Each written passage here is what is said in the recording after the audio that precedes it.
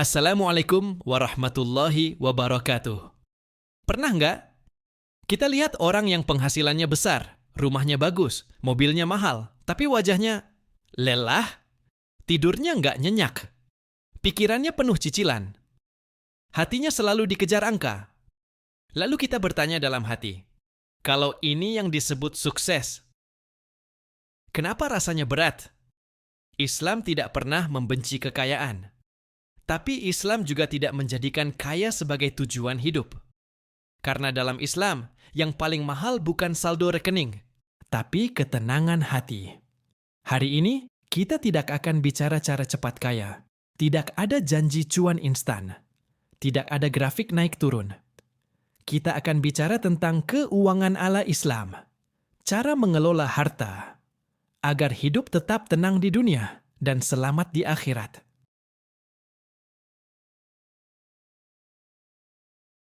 Dalam Islam, harta bukan milik mutlak manusia. Ia hanyalah titipan. Kita datang ke dunia tanpa membawa apa-apa, dan kita akan pulang juga tanpa membawa apa-apa. Semua yang kita pegang hari ini, gaji, usaha, tabungan, aset, semuanya akan ditanya. Bukan cuman dapat dari mana, tapi juga digunakan untuk apa. Makanya, Islam tidak bertanya, seberapa banyak hartamu, tapi seberapa bersih caramu mendapatkannya.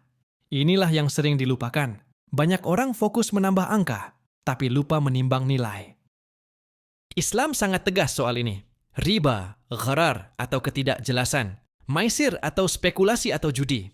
Bukan karena Islam ingin mempersulit, tapi karena Islam melindungi manusia dari kehancuran pelan-pelan. Riba itu aneh. Awalnya terasa ringan, bunganya kecil, cicilannya kelihatan mampu. Tapi pelan-pelan, hati jadi sempit, hidup penuh tekanan, rezeki terasa seret. Islam tahu, masalah bukan di uangnya, tapi di efeknya ke jiwa. Sedikit tapi halal buat hati lapang, banyak tapi haram malah buat gelisah berkepanjangan. Islam tidak mengajarkan lompat, Islam mengajarkan tahapan. Bukan langsung investasi, bukan langsung kaya. Urutannya sederhana tapi dalam. Pertama, kendalikan pengeluaran. Islam mengajarkan qanaah, bukan pelit, tapi tahu batas. Kedua, dana darurat, karena hidup penuh ujian, sakit, kehilangan kerja, musibah.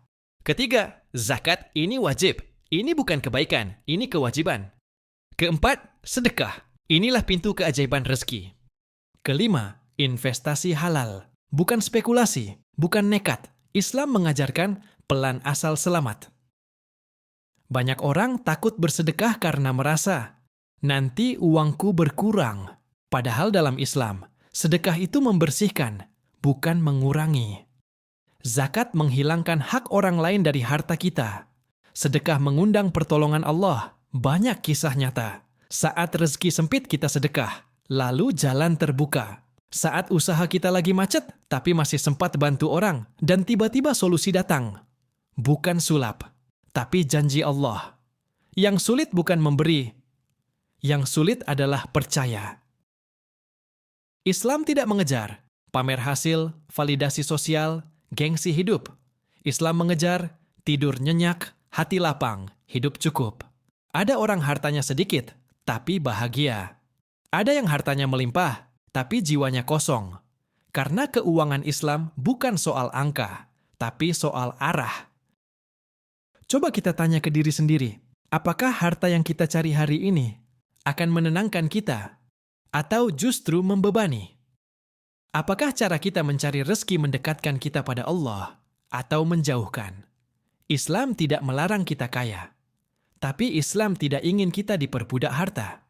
Karena sebaik-baik harta adalah harta yang ada di tangan, bukan yang mengikat hati. Semoga kita termasuk orang-orang yang cukup, tenang, dan diberkahi. Wassalamualaikum warahmatullahi wabarakatuh.